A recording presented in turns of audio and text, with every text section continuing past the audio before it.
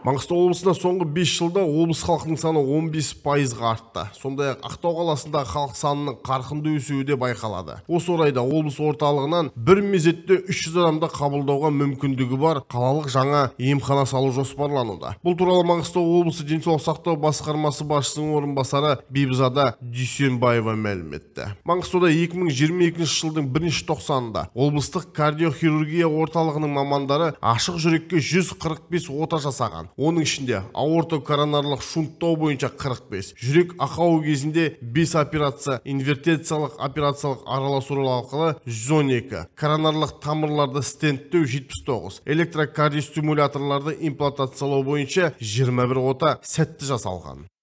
Маңғыстау облысының әлеуметтік экономикалық дамуының 21-25 жылдарға арналған кешенді жоспары бар. Соған байланысты бізде ең бірінші 300 адам қабылдайтын қалалық емхана салу жоспарланып отыр. Міне осыған байланысты қазіргі таңда осы емхананы салу жаңағы мемлекеттік жекеменшілік әріптестік жобасы шеңбері аясында жүргізу жұмыстары қолға алынуда. Осы 34 микрорайонда, микроауданда осы жұмыс іске беріледі деген осы жоспарымыз бар.